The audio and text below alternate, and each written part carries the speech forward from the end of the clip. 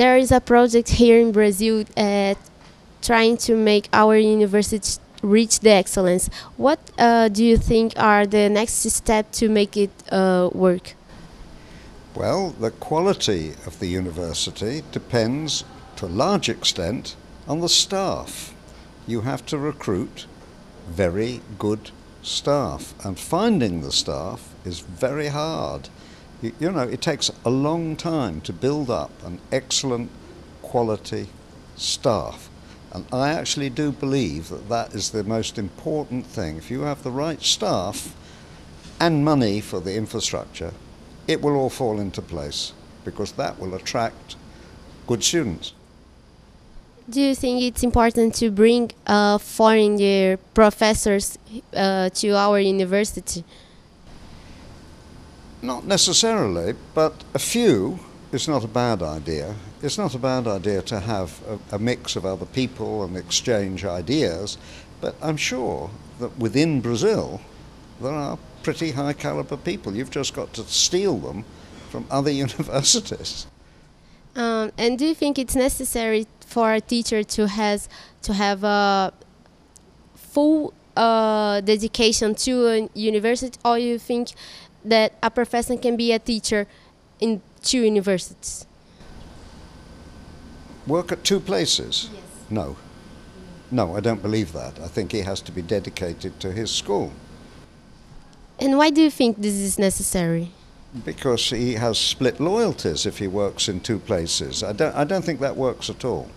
I think you have to have a core of permanent staff. And these people may well have consultancies with industry or something like that. That is what their outside interest should be. It should be going out to government laboratories or Petrobras or something like that, but not to another teaching establishment.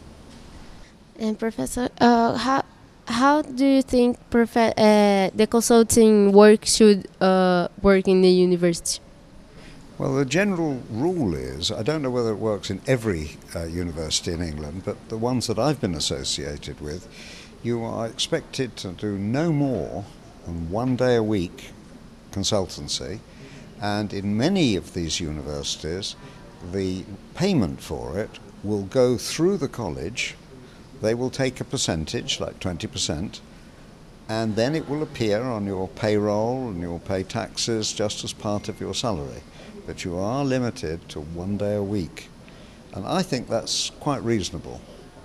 And why do you think is that? Because otherwise, and I've seen it happen, people take too much time from the university and they are putting their efforts too much in the consultancy. Their main job is in the university. If they have a consultancy, that can benefit the university to some degree, but 1 day a week is about right.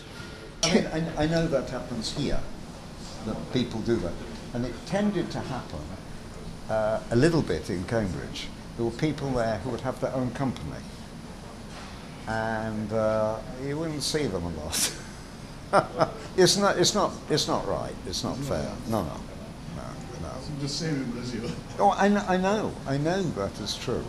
You know, the students from here that we have in England, many of them go to Imperial College, so there's a big connection with São Paulo.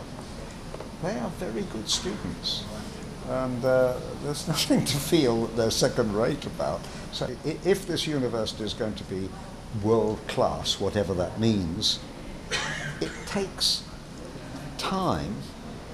You have good professors, you pay a decent, I don't know what the salaries compare now, but 20, 30 years ago they were very poor, and that was tough. Now they're probably okay. And what we do in England, all the salary structures are the same. You get the same if you're an English professor, physics professor, the range of money is the same. And in the old days, it was fixed. A professor earned this much. When I went to Cambridge, we had a discussion, and I said when we went to lunch, what is the salary? My colleague took out his paycheck and he said, that's what I get. And it takes a lot of pressure away. It wasn't a great salary, but it was fixed. There was no argument. I think that's brilliant, actually, because otherwise you get some people who are very demanding and very pushy, and they get more because of that. I don't think that makes for a happy situation. I like the Cambridge situation where all the professors got the same. How about that? I mean, a lot of people, Americans find that very strange. Yeah.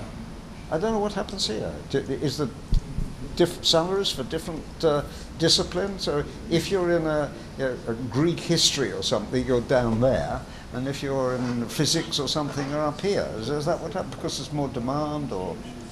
Yes, more or less like that. It's more or less like that. Here in Brazil, we have a lot of private schools, universities. Yeah, well, I think that's quite wrong. I'm sorry.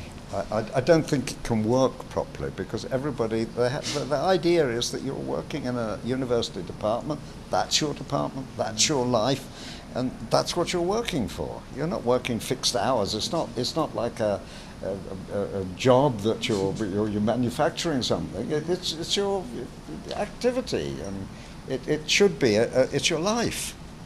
And in these private universities, the difference between salaries are enormous. I mean, the engineering teachers receive a lot of money, while the history teachers receive less than the others.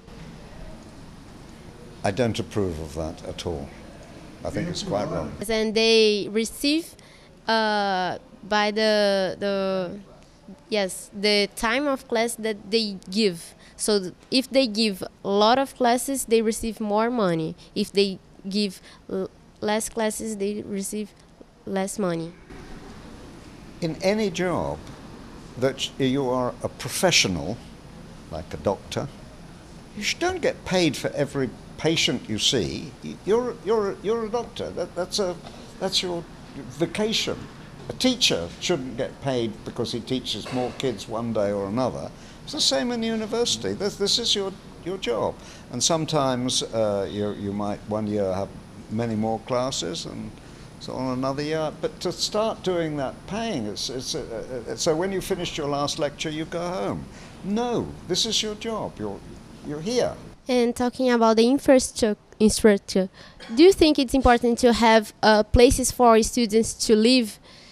For example, accommodations for students to live, because here in UFRJ, our accommodation is lacking. Well, this is a big difference between certain universities. For example, in Cambridge, the students all live in colleges or in accommodation within a small town. When you come to a big city like London or Rio, they don't. There is a limited accommodation, usually for people who've come from abroad, and they stay for 1 year, and then they rent or share or something like that. Rio here is a bit different because it's quite a long way from the city, and maybe you do need accommodation here, but that's something very specific to here. If you were in the campus at, say, San Carlos, which I visited, there's plenty of perfectly good accommodation in San Carlos, I suppose. The students don't need separate accommodation, but here they probably do. And do you think it's important to have companies around the university, like here we have Petrobras, for example? Well, Petrobras is obviously very important in Brazil, and it's very important in funding engineering. But I don't think it has to be just next door. I don't think that matters at all. Since your first visit to Brazil, have you seen any change in the university? Yes, the whole infrastructure is quite different. There's obviously a vast amount of money been spent on updating the buildings, probably the salaries to the staff so they don't have to do moonlighting and working in bars at night or making lead soldiers or something as a part-time operation. The whole thing's changed enormously. I mean, you can't compare what it was like in... When did I first come here? 1989. 1989. It's quite different.